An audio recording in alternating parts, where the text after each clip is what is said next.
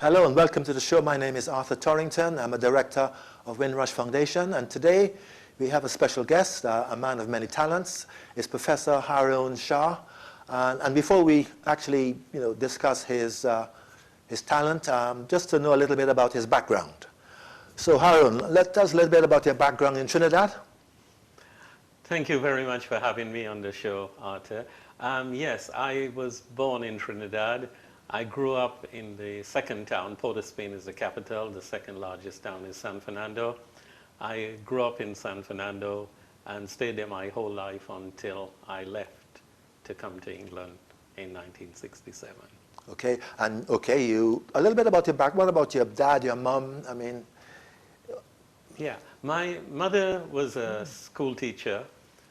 She also taught music. Piano was her specialty.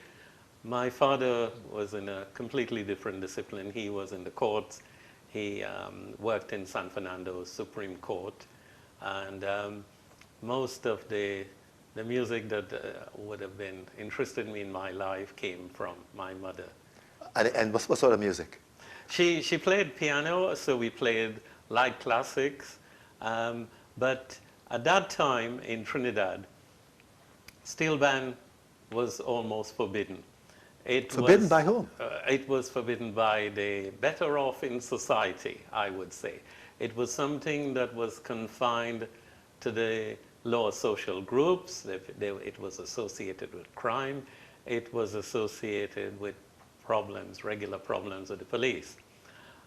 I have to say that my parents, and particularly my mother, was well ahead of her time, in that she not only allowed me to play in a steel band from very small, but she allowed me to put my tenor pan alongside her grand piano in our living because room. she loved music, so she wanted music so much. Very yes. good. So they were musical, and obviously they wanted you to do well. But then, in terms of your leaving Trinidad, you left to study, or? Yes. I mean, she at the end of the day, she saw, your career and what you wanted was your career as something very serious. She still saw music as a hobby. But there was a very big driving force in our family, in that my first cousins had one of the very successful steel bands called Guinness Cavaliers. And this steel band, run by my cousin Bobby Muhammad, he was also at secondary school at the same time I was. And he had already taken the steps to come out of college to make steel band his full-time career. And surprisingly, he sought my mother's permission to be able to do this. His parents also were headmasters and headmistresses. He come from a family of teachers. And for him to break through that barrier and make steel band his priority and his career was, I think, a really profound step to take at that time in Trinidad.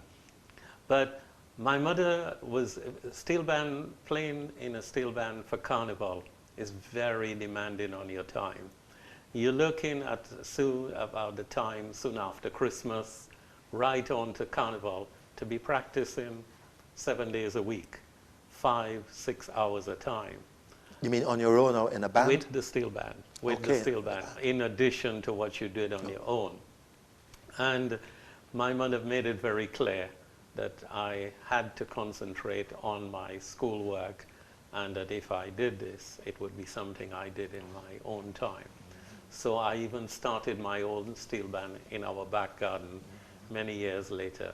But my focus had to be on my education. Of course, yeah. Okay. So in coming to England then, that was to further your studies. Yes. And that was in the 60s? Yes. You came in the 60s. Yeah. And then what interested you in the sciences? I knew from very small, that the field my father was trying to persuade us to do law. He had been in the field, and some of the relatives were in business, and engineering was very much part of the family. Some of my close relatives are the construction engineers for all of Trinidad, and They were very keen on that. I had a very keen interest, not in medicine, which my mother was keen for me to do, but actually doing research in medical sciences. In particular, I mean. In particular, and at that time, the subject that was gaining great ground in Britain in the 1960s, DNA had just been discovered, and it was the field of biochemistry. Biochemistry, okay. Yes, so that really was what I had hoped to do. And you specialize in that area? I worked in biochemistry. I started off in cancer research once I was in England, but I found it very difficult to work with animals. And so through changes of several fields, I went across into industrial pharmaceutical work.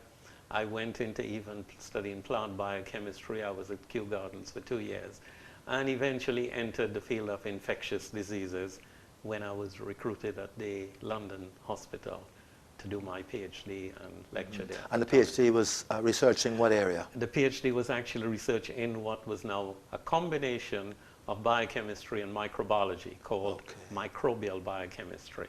And so the focus of my work over all these years was to find out about how infectious diseases start, how microorganisms, even living within the body, can step out of their barriers to create such. And you lectured afterwards, you lectured in that subject? I or? lectured for like 35 years In at 4 what, different universities in but both in what area? biochemistry and microbiology. Okay. Now, how were you able to combine those studies then with your other, joys and hobbies, music and steel pan? I so loved music and particularly steel band that when I left on the boat, I came up by boat as we did in those days in the 1960s to England. And I came because I was on a boat, you could bring a fair amount of luggage. My luggage was a guitar and a tenor pan. So, a tenor pan? Yes, That's heavy. It was, but I propped it up on sponge balls and kept it under my bed. And so I came to England. I had a tenor pan at a time when it was a very rare sight to see in England. And I had this for many years. And is it the one that you made or made for you? I acquired the drum. I wouldn't say how. But I got it tuned by an up-and-coming tuner in Trinidad. The biggest name we had at that time was a name called Alan Jivas, who tuned also for this band Guinness Cavaliers. His apprentice called Errol Moore was learning to tune pan, and I helped him do some of the early work in it. So that particular pan was the first one he made. It held a very special interest, and it was my goodbye gift from him and everybody in the band, painted in the colors of Guinness Cavaliers, which was black and had the Trinidad flag on it, painted on it as well. When I came to England, I mounted it up in my room, but my landlady at the time, and tenants will not hear of having a steel pan, she referred to it as a dustbin. And as you a dustbin? Not, as your dustbin. You cannot have this dustbin into the house. Getting accommodation at the time in London was very difficult, as you know, in the 1960s, when we went to every house, had the words, no blacks, no Irish, no dogs. And I managed to get my first accommodation in a house that had this sign by speaking to this landlady for a long time. And she finally agreed on the basis that I don't bring my dustbin into the house.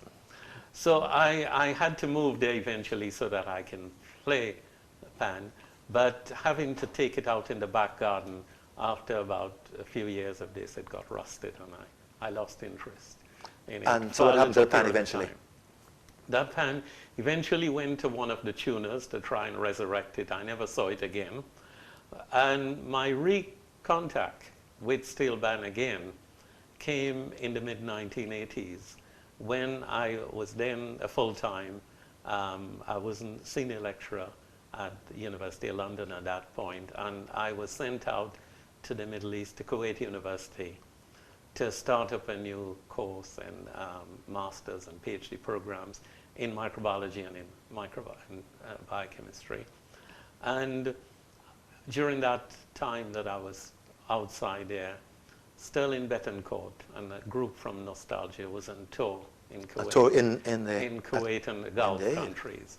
But is that by you? Who organized that? No, I had nothing to do with this. I didn't even know of them at this time.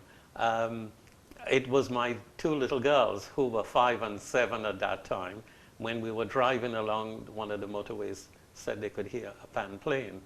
And we parked in front of it. It was a Hilton hotel. In the back of the hotel, they were playing. I walked in. I was welcomed like if I knew them 20 years.